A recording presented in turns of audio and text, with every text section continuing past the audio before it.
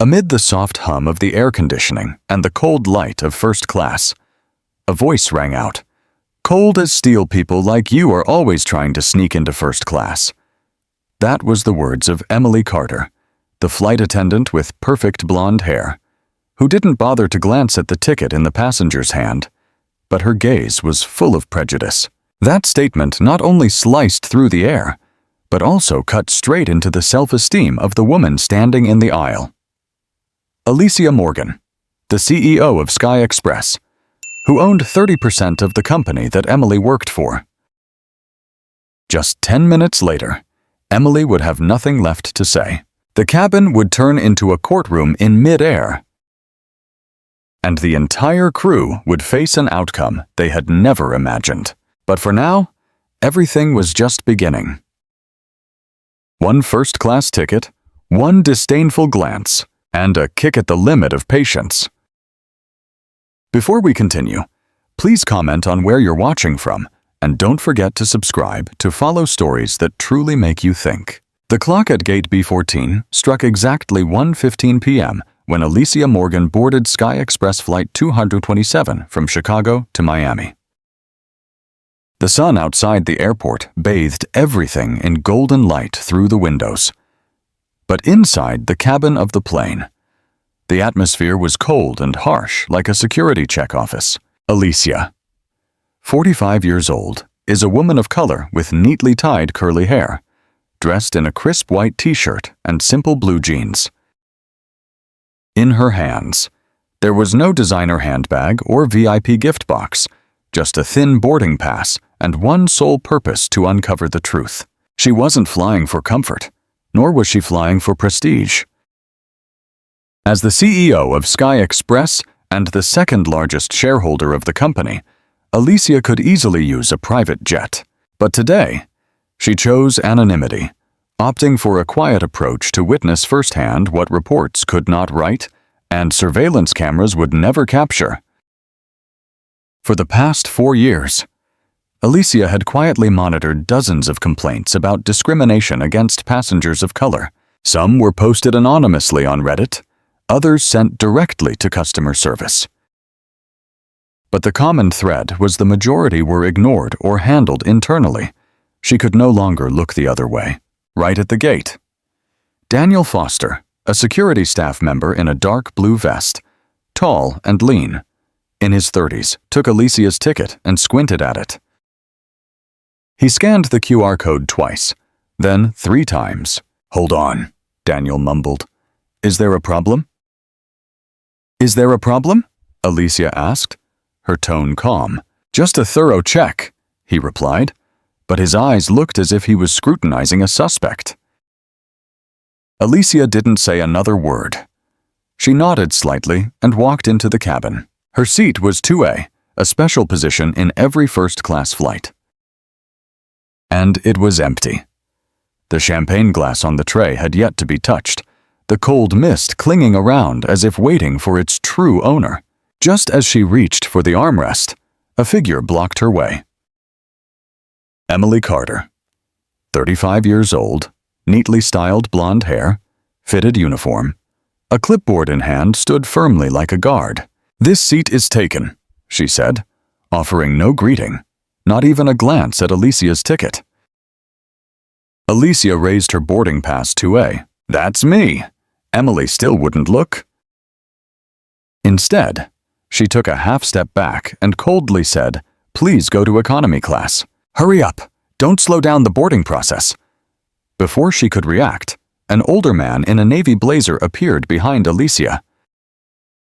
"That's my seat," he said with a faint smile before sitting down as if entering a private meeting. Richard Monroe, 62 years old, a retired investor and a familiar VIP client of the airline, was the person Emily had just quietly reserved for. No checks, no asking for names. Next came Susan Hayes, the middle-aged head flight attendant, and Laura Bennett, the cabin manager with a distinctive southern accent and sharp eyes. "Check your ticket." "Girl," Laura said, pointing towards the economy section. "VIP seats have priority. Don't cause trouble," Susan added, without checking any information.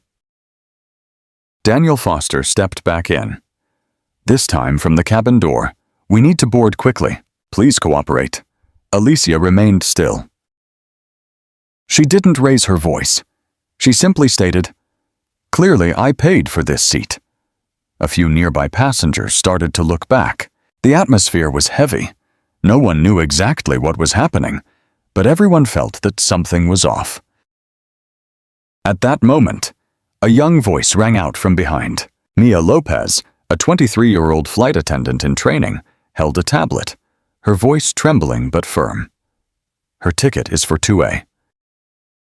"I checked. It's a valid ticket." Everyone turned to look. Mia continued, this time louder. "This is a first-class ticket. And she has the right to sit there." James Carter, a white passenger in his 40s, traveling with his daughter, stood up. "I saw that ticket too. She's not lying." Emily didn't back down.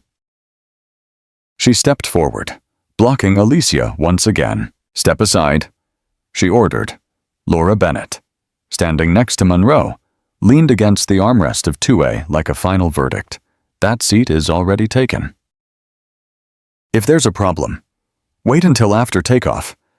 Daniel was now also blocking the aisle, arms crossed, his gaze like a security wall.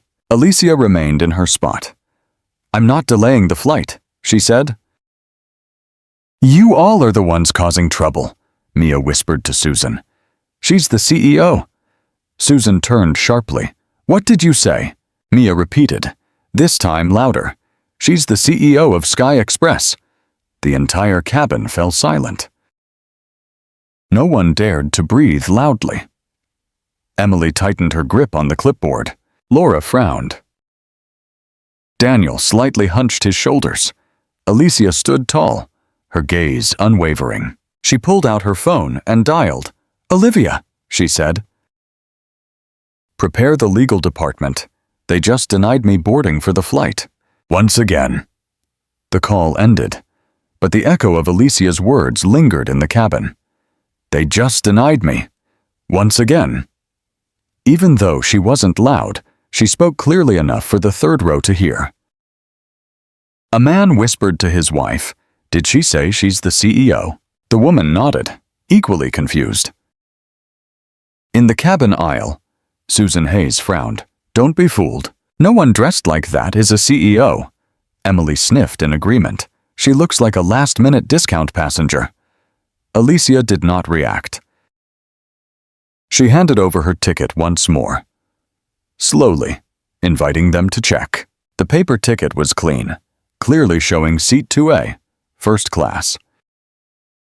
But instead of verifying, Susan coldly declared, "This ticket has been flagged for suspicion. It could be fake." Mia, who was monitoring the system display on the tablet, paused. "No, it was fine just a moment ago." "There are no flags." Laura shot her a glare. "You're an intern. Don't stick your nose into things that aren't your business." Daniel chimed in to reinforce, "The ticket data is faulty." "It's possible the system flagged it. Please have the passenger return to economy." Mia refused to back down. "No way. I just checked 5 minutes ago." "The ticket is completely valid. The customer profile is also complete. The VIP status is still clearly indicated." At that moment, James Carter, a white passenger traveling with his daughter, stood up. "I confirm that I saw a valid ticket. Are you planning to remove her from her seat just because she's a person of color and dressed casually?" Susan suddenly became sharp. "You don't understand the situation. This is an internal procedure." Alicia looked directly into Daniel's eyes. "I am not the one delaying the flight. It's you all who are not following protocol." From the back of the cabin, passengers began turning on their phones. No one was openly filming, but people started taking notes, recording the time, the names of the flight attendants. Every detail was documented. An elderly woman whispered, "Here we go again. They're doing it again." Olivia Grant, Alicia's personal assistant, had just made it onto the plane. She hurried down the aisle, iPad in hand, wearing a business dress, her high heels clicking decisively. "Ms. Morgan," Olivia said loudly, intentionally letting everyone hear. "The legal department is ready. This is a breach of the transportation contract." Susan turned pale. She suddenly swung the tablet like a weapon. "The ticket is faulty. The system shows it's not valid. She doesn't have the right to sit here." Mia glanced quickly at the system display and frowned. "That's not right. The data I see doesn't show any red flags at all. Someone changed the ticket status after the boarding gate opened." Olivia stepped forward, her voice firm. "If someone altered a valid passenger's seating information without a legitimate reason, that's record tampering." Susan got angry. "We're following the procedure. Based on appearance and direct evaluation, that's our right." That statement hit like lightning in the cabin. A middle-aged woman stood up, mouth agape. "Did you just say based on appearance?" James jumped in. "That's discrimination. You just admitted that in front of dozens of people." Alicia remained calm. "You ignored the valid ticket, let someone else sit there, and now you're making up stories to cover it up." She turned to Mia. "Take a screenshot of the ticket status display." Mia complied without hesitation. Susan lunged to block the screen, but Olivia held up the iPad to capture that action. "Got it," she said, keeping her eyes on Susan. Alicia dialed Robert Ellis. The person on the other end picked up almost immediately. In a deep, clear voice, "Alicia Morgan is the CEO of Sky Express, owning 30% of the shares. The purpose of today's flight is to investigate acts of racial discrimination on specific routes." A wave of shock swept through the cabin. Laura, Emily, and Daniel all were left speechless. Susan took a step back, her face pale as paper. James whispered. "Now you all understand," Mia suddenly shouted. "I found the edit log." Under Susan's account, the one who downgraded Alicia's ticket from first class to economy right after boarding was announced. Susan rushed forward, trying to block the tablet. System error. Olivia was recording. "This is no longer an error. This is evidence." Alicia looked straight into Susan's eyes. "You manipulated the data, denied a valid ticket, and prioritized another passenger without reason." Susan stammered. "I was just following orders." James stood tall, rolling up his sleeves. "No." "You acted on bias," Alicia said gently but firmly, "and now your system will have to face the truth." The click sounded as Olivia saved the recording. Mia held the tablet tightly in her hands like a shield, no longer an intern, but a key witness in an aviation earthquake that was unfolding. The screen clearly displayed Ticket 2A was downgraded at 12:49, exactly 5 minutes after the boarding gate opened, as passengers were still boarding. Someone, under the management account named Susan Hayes, had quietly changed the fate of a woman, just because she wasn't wearing a suit and wasn't white. Susan could no longer keep her composure. "This has been distorted. People are misunderstanding." Olivia cut her off, her voice eerily calm. "This is raw data. Real time. There's no room for misunderstanding." Daniel Foster, now no longer the one blocking the cabin exit, just stood there, sweating. Mia saw him touch his earpiece, as if waiting for instructions. Alicia stared at him, then turned to Olivia. "Call Robert. Tell him to start the emergency procedures." Olivia nodded immediately, without needing to ask further. "In the back row," James Carter spoke up again, this time not just on behalf of his daughter, but as a voice for all passengers on the flight. "I've flown for over 15 years, never seen a situation this clear. A valid ticket being invalidated, a person being denied just because she didn't fit the image. This so-called process is a blatant insult." A middle-aged woman in row 6 stood up. "My daughter was unjustly moved last month, also with Sky Express. They called it strategic seat adjustment. Now I understand. At this moment, Olivia opened an internal archive, a guideline document from 6 months ago. On the screen, first-class customer priority based on aesthetic consistency, brand image fit, and high appearance index.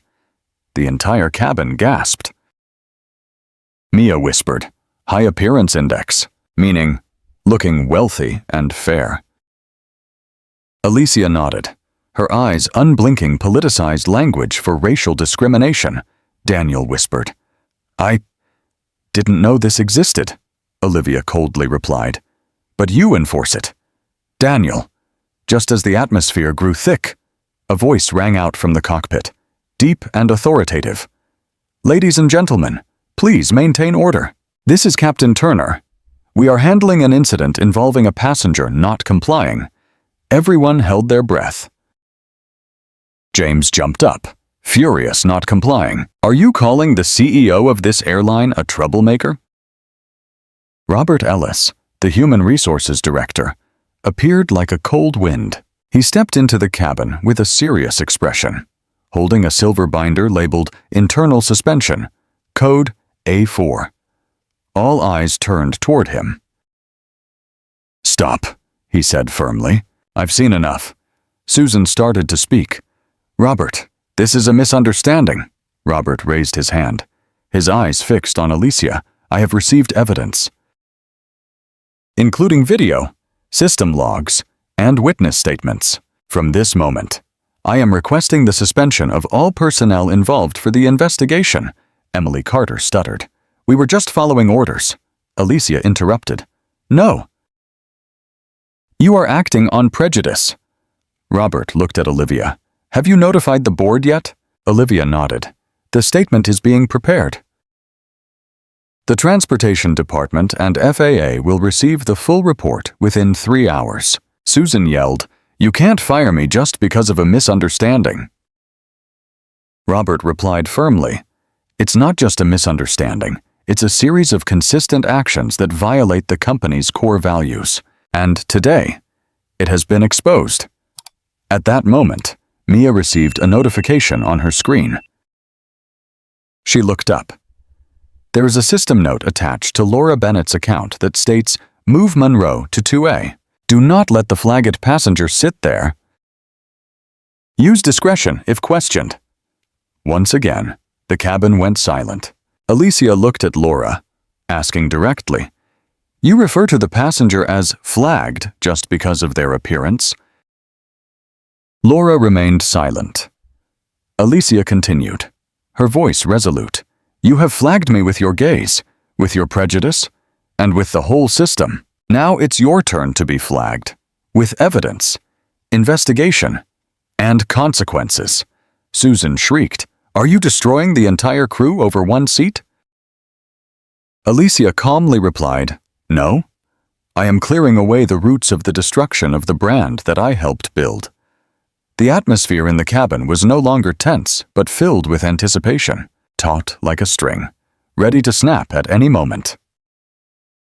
But the woman in the white dress, who had been told to move to economy class, stood upright in the aisle, her hand resting lightly on the armrest of 2A, her voice low and clear.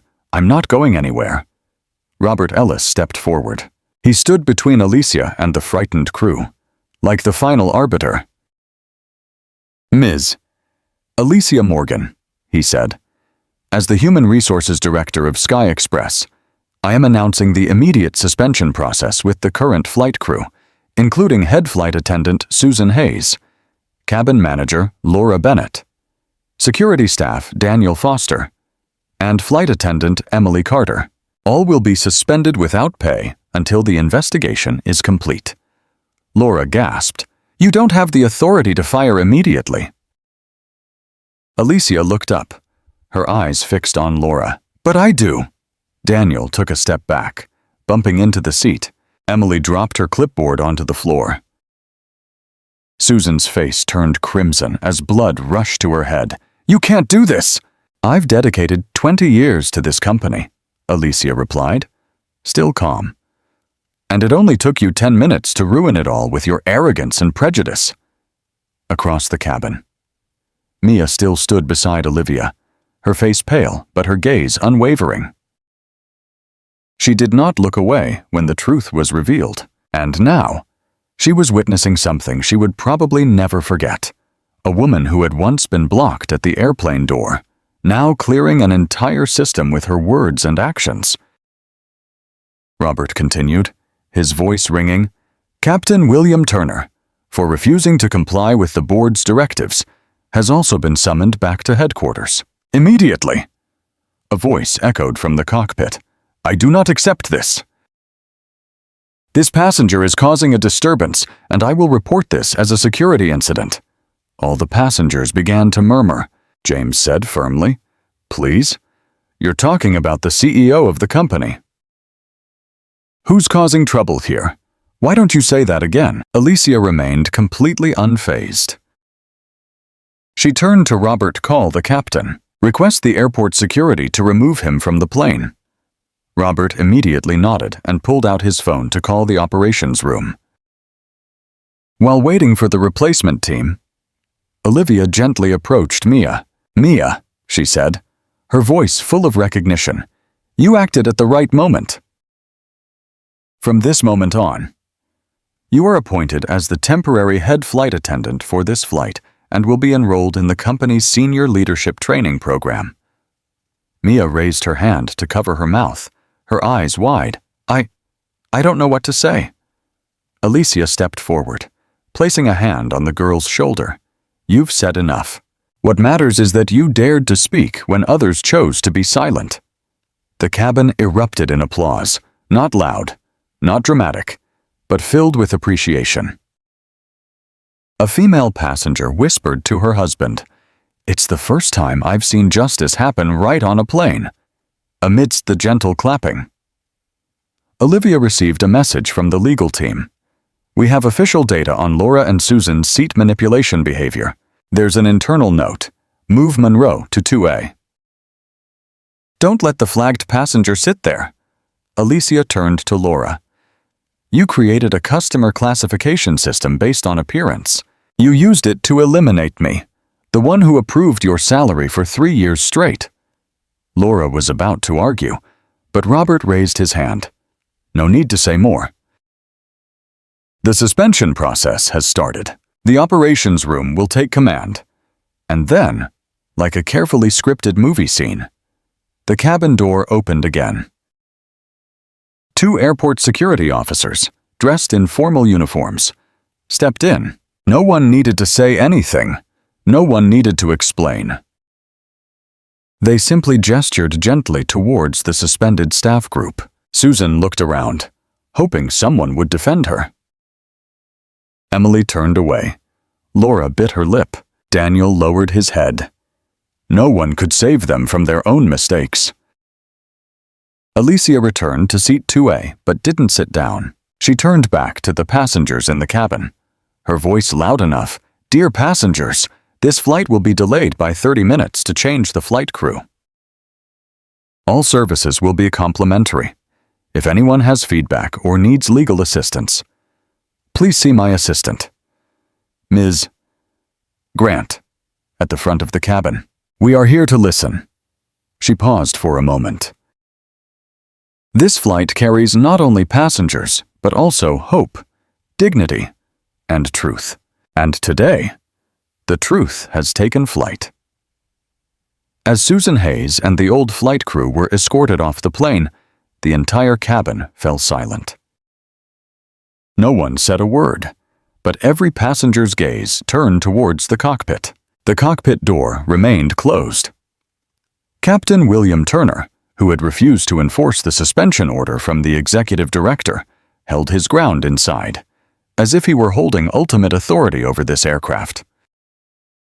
Alicia looked towards Robert, signaling. He nodded and approached the airport coordination team, urgently contacting the internal security department. Just a few minutes later, 2 senior security officers entered the cabin, their expressions calm but firm. One knocked 3 times on the cockpit door. "Captain Turner, Per directive from the executive office, you are required to leave the cockpit immediately. No response. The other added, if you do not comply, we will be forced to implement the security intervention procedure. Inside. There was the sound of a chair shifting, and a voice growled, she's ruining this airline. You let someone like her be in charge. Alicia didn't need to speak up. Those around her had already done it for her. James Carter stood up, his voice as firm as steel. You're talking about the woman who built the airline you're working for, and You're the one undermining its reputation and safety. An elderly passenger near the aisle added, I used to be a former Air Force officer. The most dangerous thing on a flight isn't a technical failure, but the arrogance of a man who refuses to accept reality.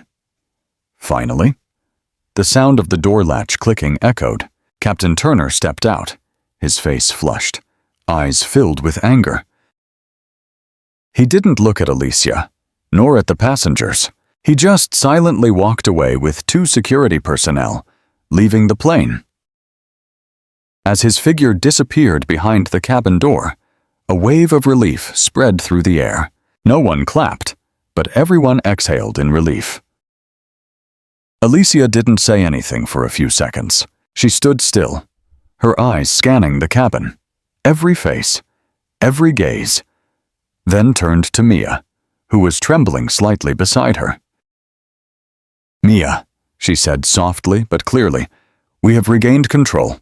You will help me calm the passengers while the new crew gets into position.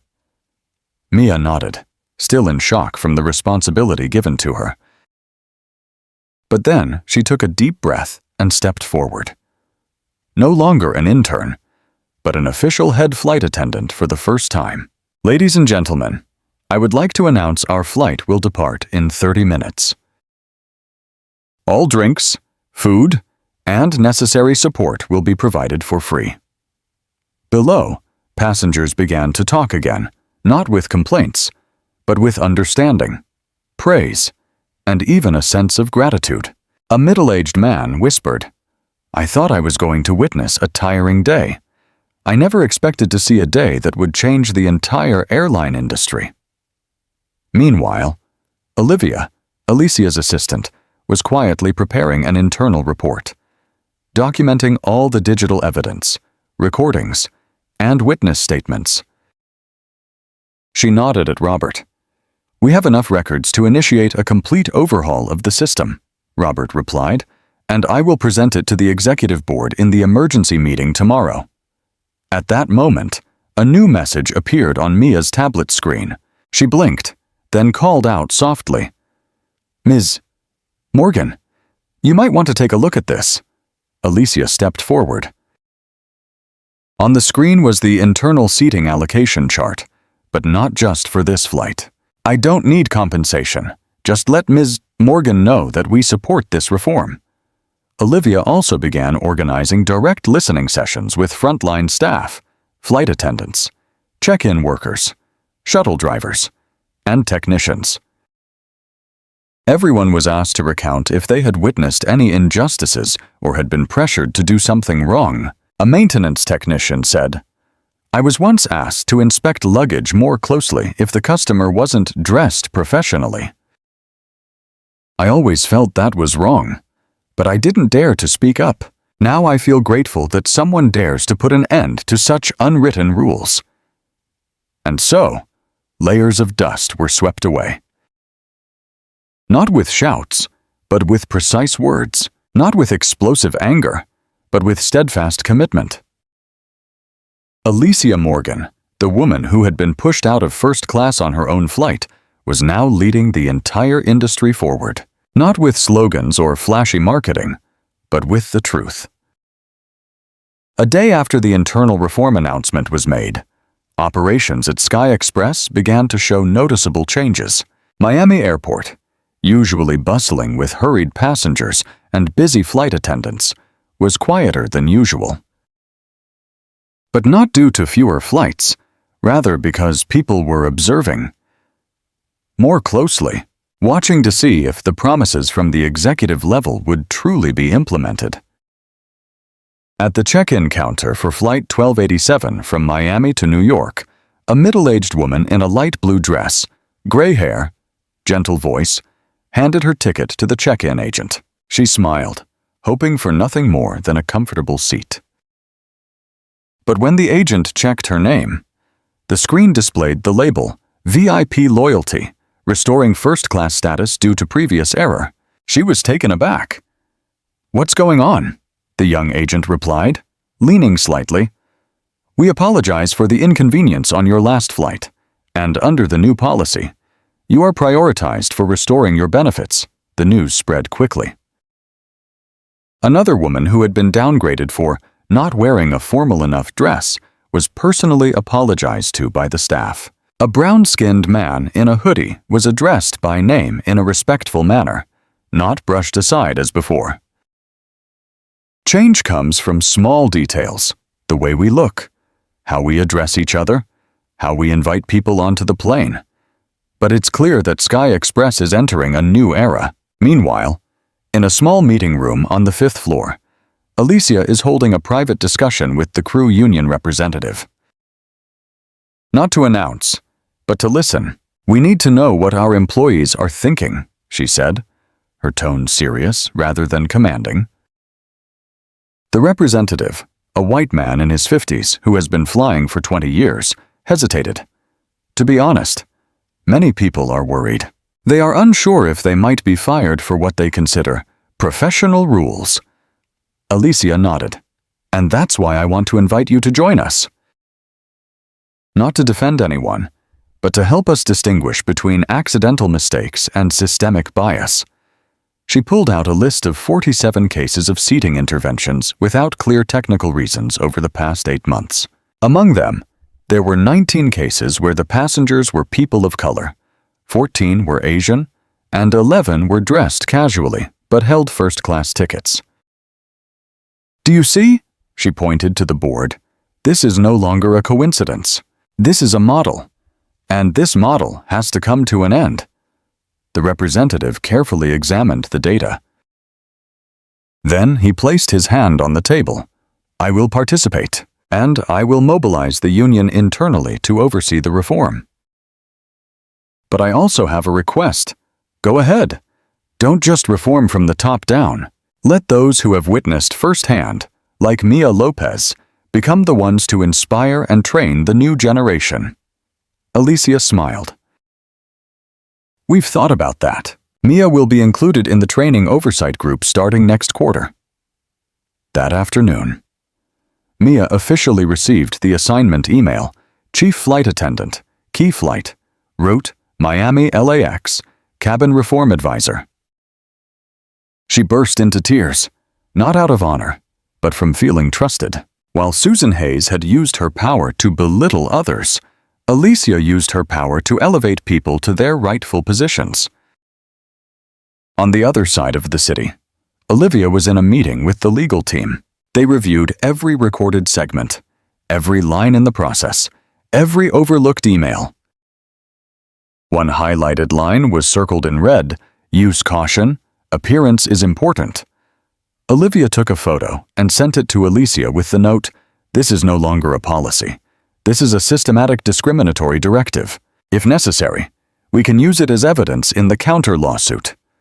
Alicia simply replied, "No lawsuit." But the entire team that drafted that line must resign.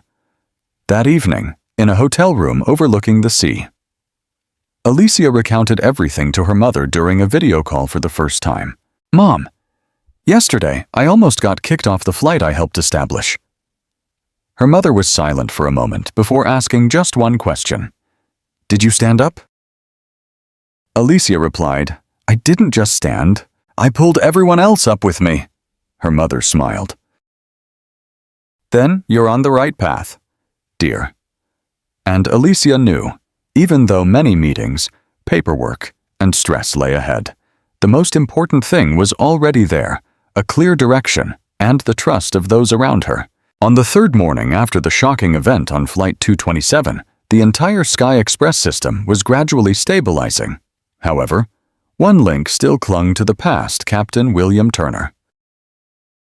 While old flight attendants like Susan Hayes, Laura Bennett, and Daniel Foster had been suspended, Turner, who operated the cockpit, stubbornly held on to his captain's chair, claiming there hasn't been an official decision from the pilots' union.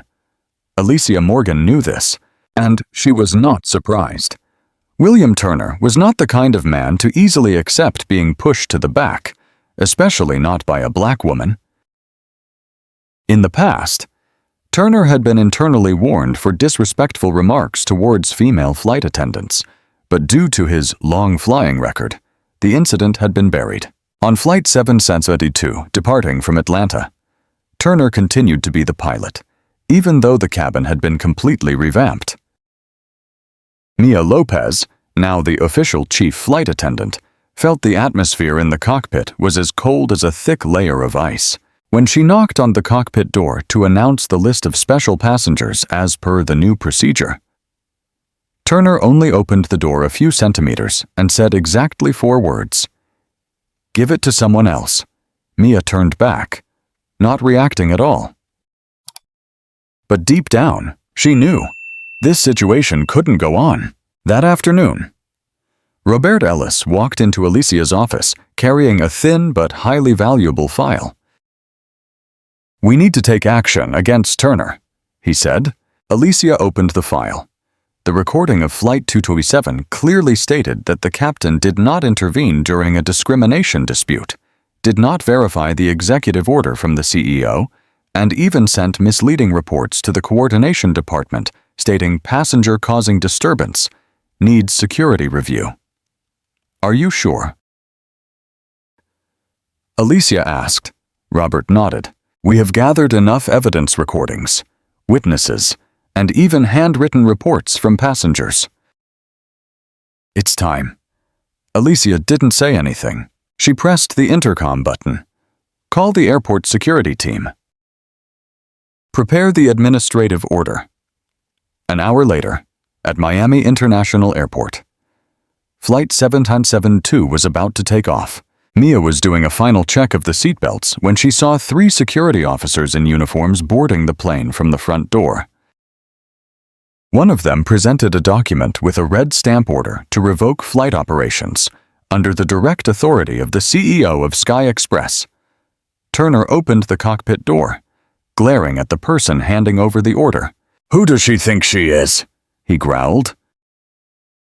The officer clearly stated, "She is the CEO, and this is an administrative order. You must leave the plane." Turner stood still for a moment. Then he threw the flight log onto the control panel, emphasizing each word. "She's destroying this company over just one seat." Alicia was standing at the back door of the plane at that moment. She said nothing, just stared directly at Turner as he walked past. His gaze was filled with rage, but also defeat. No apology, no bowing of the head. The plane door closed, and for the first time since Flight 227, Sky Express took off without the man who once considered himself the sky. Inside the cabin, the atmosphere felt lighter. Mia took the microphone. "Ladies and gentlemen, today's flight has a slight personnel change, but the service will remain the same. All of you are respected, regardless of seat, appearance, or background." A light round of applause erupted from the middle row. At the office, Alicia took Turner's file, folded it, and set it aside. She didn't feel triumphant. She just felt relieved, as if she had removed a persistent tumor from the organization. She turned to Olivia. "Start reviewing all the pilots who worked under Turner in the last 10 years. I want to know what they learned from him, and how many of them are putting that into practice." Olivia nodded, beginning to access the human resources management system. "We're about to open a Pandora's box," she said. Alicia smiled. "Then let's open it." Nothing is worse than keeping it closed and letting the poison spread. At the same time, at a small airport in Charlotte, a passenger who had been banned from flying by Turner last year for not meeting first-class passenger standards was reading news on his phone. He looked up, gazing at the sky through the window. "Finally," he whispered. "The sky is back for all of us." As Captain Turner was forced off the flight and officially suspended. Sky Express not only caused a media frenzy, but also sparked an unprecedented wave. Passengers spoke out in unison. Within 24 hours of the incident, Alicia Morgan's office received over 600 emails from users, mostly from those who had flown with the airline in the last 2 years. The letters were not to complain about compensation, but to share experiences they once thought maybe I was just being sensitive, or that only happened to me. A Chinese-American woman wrote, "I was asked to change my seat to economy class even though I had bought a first-class ticket, just because there was another priority arrangement. When I protested, the flight attendant told me I could receive a $15 lunch voucher. At that moment, I felt so humiliated, but I thought, maybe I just dressed too simply. Now I understand. I wasn't the only one." Another black man from Texas said, "Twice in a row, I was pulled aside for random checks of my carry-on luggage right at the boarding gate, while the white passengers behind me passed through without a hitch. Now I feel relieved knowing there's someone standing up and forcing people to confront this reality." Olivia and Mia, now part of the compliance policy team, spent almost all their time sorting, documenting, and cross-referencing each case. Countless letters came with evidence photos, emails confirming seat changes, or even short clips capturing arguments with flight attendants. Alicia read each letter. She didn't authorize her subordinates to respond. With every story comes a person, a moment of hurt. She understood that reform couldn't just stop at the internal department. It needed to reach outside. Immediately, she directed the launch of a dedicated channel named Passengers Speak Out, placed right on the homepage of Sky Express. This channel allowed passengers to send feedback directly to the CEO's office, with the option to remain anonymous or verify their identity. The notice on the homepage clearly stated, "No feedback will be ignored. No story is forgotten." Sky Express is changing, and you are part of that change. Passengers flock to the channels like a flood. In 1 week, over 2,700 reports were recorded. Notably, 64% of the reports came from flights not initially under suspicion, meaning that discrimination, appearance judgments, or implicit biases weren't just occurring on a few flights, but had deeply permeated the entire system. At the internal office, the electronic tracking board recorded the number of reports by the hour. The red line showed a spike in the number of discriminatory incidents. But instead of panicking, Alicia looked at it and said, "This is not a crisis indicator. This is the first light shining on what was once hidden." Olivia nodded. "We are seeing the whole shadow, and once seen, no one can turn away." Mia was appointed as the official responder for passengers. Though still young, every message she wrote carried the spirit that Alicia had passed on: sincere, no excuses, and committed to making things right. She signed every email as Mia Lopez, head flight attendant and member of the Passenger Culture Reform Committee. Every passenger who received a response letter was surprised. Are they really listening?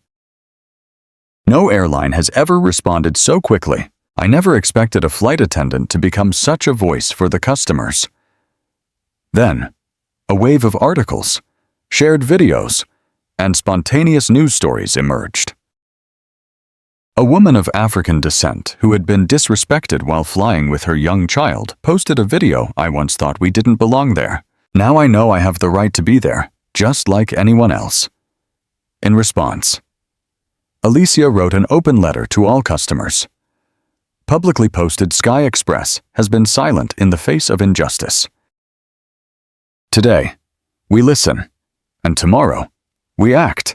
Anyone who has faced discrimination, been belittled, or denied, know that you are not invisible. You are the light that helps us reflect on ourselves. The letter was shared tens of thousands of times. The media called it the most courageous apology the airline industry has ever heard. At the same time, in a small cafe in Los Angeles, a 10-year-old girl sat with her father, who had been kicked out of first class for wearing a hoodie. The girl looked at the laptop screen, seeing Alicia's image from the press conference, her expression serious yet kind. "Dad?" she asked. "Can I do what she does when I grow up?" The father held his daughter's hand, softly responding, "Not only can you should."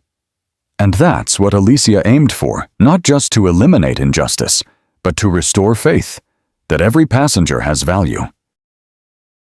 Every child has the right to dream big, and every act of kindness has a ripple effect, greater than an airplane. It's the fresh air that Sky Express is flying with. Just a few weeks after the shock from Flight 227, the entire Sky Express system entered a phase of comprehensive reform. On the surface, flights still took off regularly, passengers were still served hot tea, and the seats remained as comfortable as ever. But inside, the atmosphere is completely different. The staff bows their heads more when greeting customers. The flight attendants' gazes no longer scrutinize the clothing or skin of the person in front of them, but focus on genuine needs. On the 16th floor, the headquarters in Miami, the internal reform team led by Olivia is informally called the Reflection Room. This is where they receive 80 to 120 internal reports daily, from ground staff to middle management. No more hiding. Anyone who has ever been pressured to adjust seat priorities, or who has heard instructions to choose passengers based on appearance, is encouraged to write a report, completely anonymously if they wish. By the 4th week, the investigation team discovered a series of emails from branch managers that included phrases like, "Avoid damaging the first-class image," "Prioritize well-dressed individuals," "Make VIP guests feel comfortable when looking around." Vague phrases, but enough to imply an underlying evaluation system. Alicia called in the email signatories for a meeting all at once. No warnings, no polite invitations. She only said one thing when they sat down. "I don't need you to explain the semantics to me. I need you to be honest. Who is in charge?"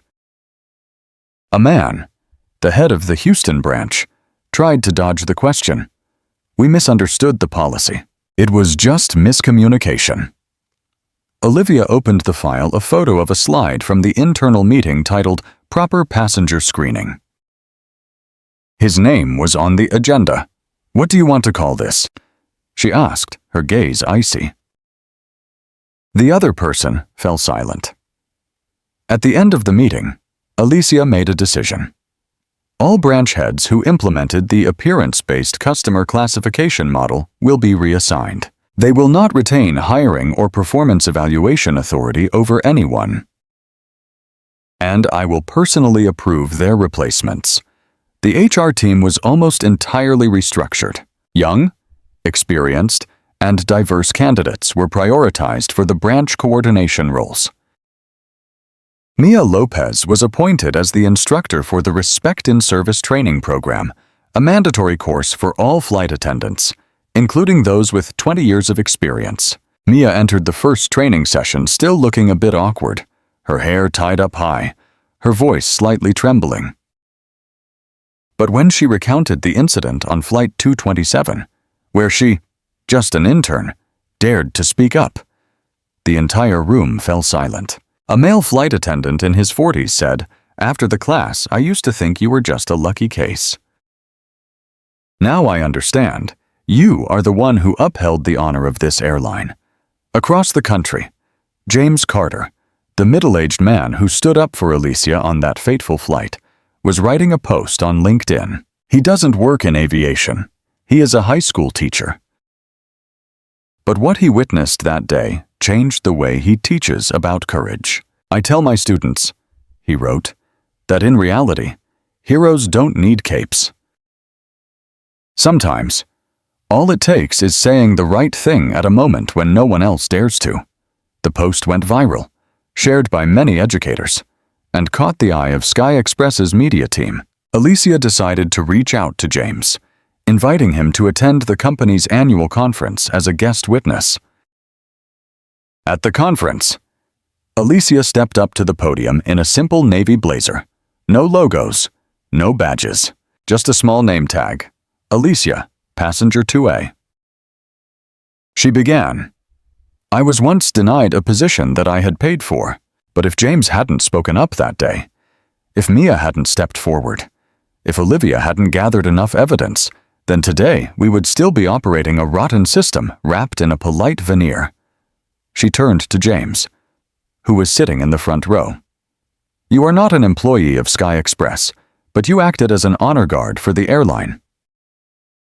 I thank you. The entire auditorium stood up and applauded. There was no band, no effects. Just real hands clapping for what is right. That night, Alicia wrote a letter to all employees. We don't need a noisy revolution. We just need each person to do their part with bright eyes and a fearless heart. I don't need perfect people. I need kind people. Sky Express, once a troubled airline caught in a media storm, is now becoming a model of responsible recovery. And at the center of that picture, not a powerful CEO, but every individual who keeps the flame alive, those who quietly correct mistakes, stand up, and steer the whole system in the right direction. On a calm Monday morning, as most Sky Express employees were just stepping into a new work week, the inboxes of over 60 executives and department heads received a single email sent personally by Alicia Morgan. No lengthy subject line, just a brief phrase starting from here. The email had no attachments, no pleasantries. The content included exactly 5 paragraphs, sharp, like a thin blade cutting through the habit of hesitation for 12 years. I have defended this company from rumors, competition, financial crises, and even shareholder pressure. But there is one thing I could not protect: the toxic culture that those reading this email allowed to spread.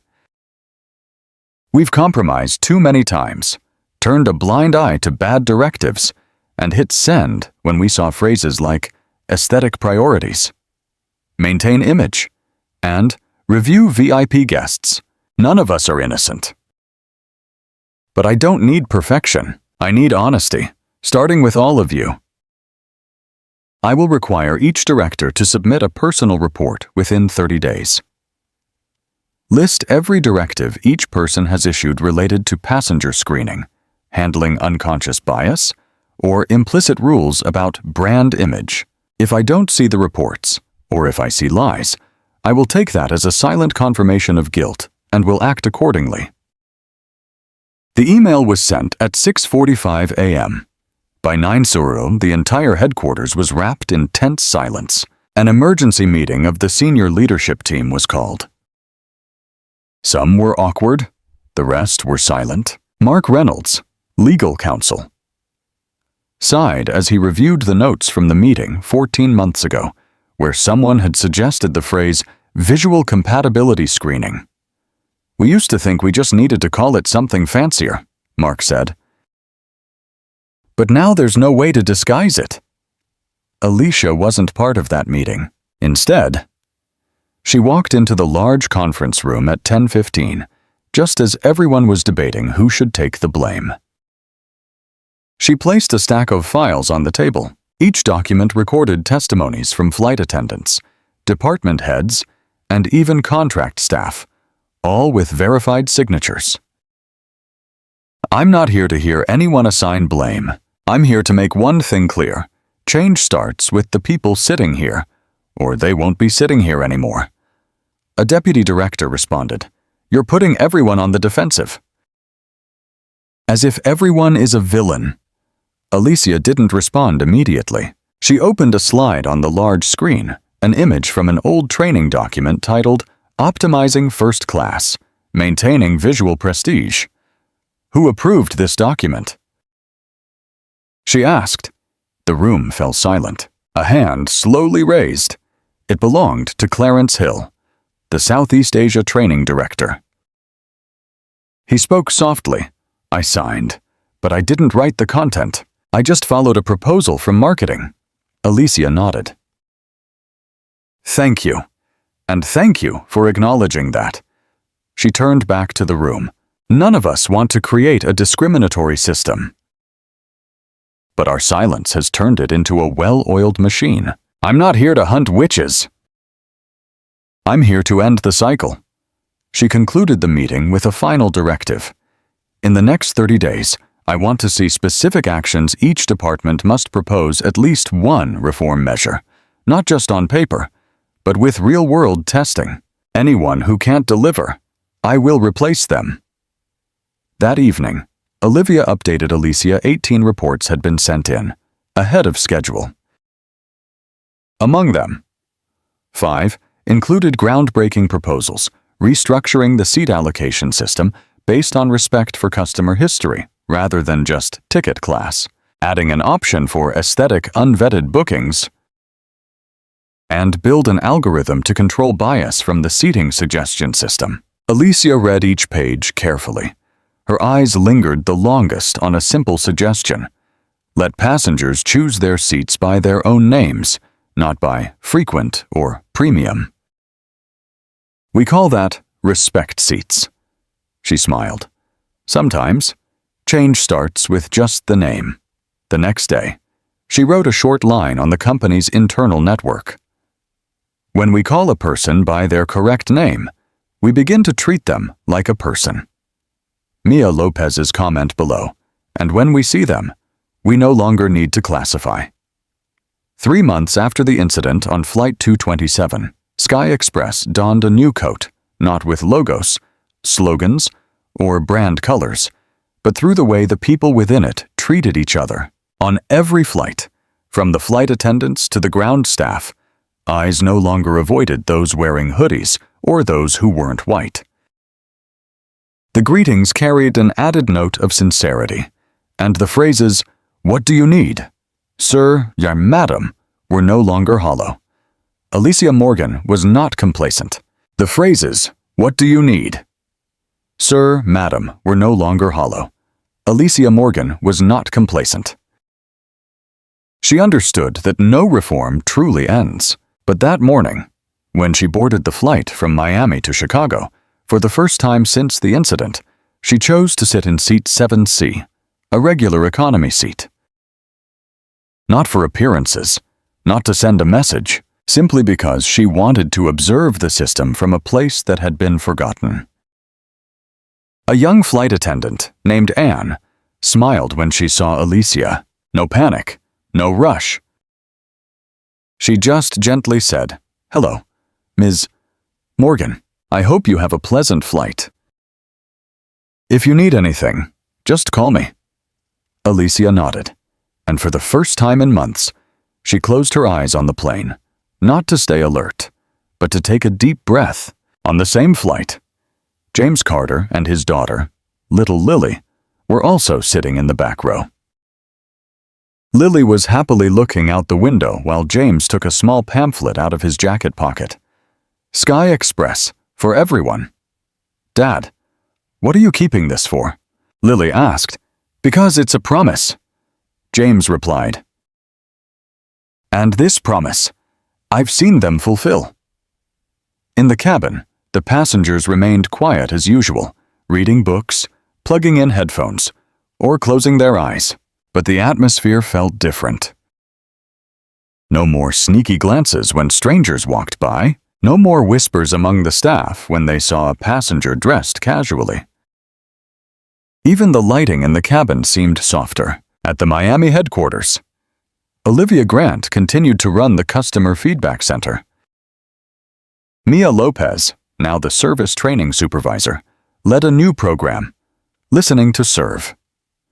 Each week, she and her team selected a real story from passengers to share for flight attendants to learn from, not to criticize, but to understand. They no longer talked about business class standards, they talked about human dignity standards. Alicia returned to the office after the flight, where Robert Ellis was waiting with a financial report, Sky Express. After 3 months of crisis and restructuring, recorded the highest customer satisfaction rate in 10 years. But Alicia didn't ask about the numbers. How many applications for re-employment do we have? She asked. About 18, Robert replied. Among them, 3 were previously suspended for discrimination. But they wrote letters, asking to learn again and start over. Alicia pondered. Give them a chance, she said. But under special monitoring and training programs, not for revenge, but so they truly understand, this time, there's no room for repetition. That afternoon, while sitting in her office looking out at the sunlit runway, Alicia wrote the final line in the project journal for Sky Express's restructuring.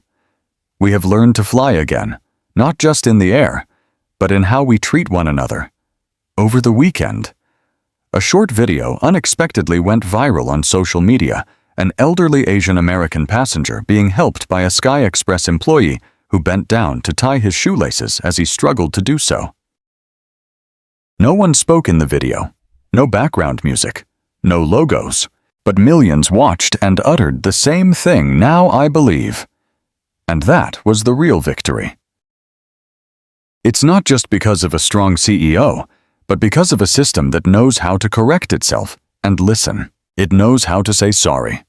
And more importantly, it knows how to truly see the person before seeing the ticket class.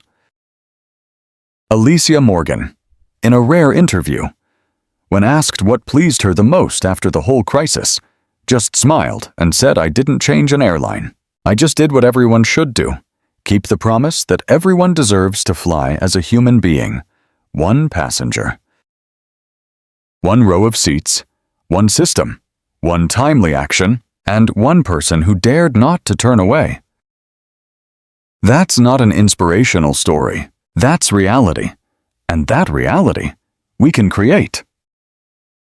If you find this story meaningful, please leave a comment about where you're watching from. Share the video so that many others can hear it too. And don't forget to follow the channel so you won't miss the next real stories. Thank you for watching until the very end. See you again.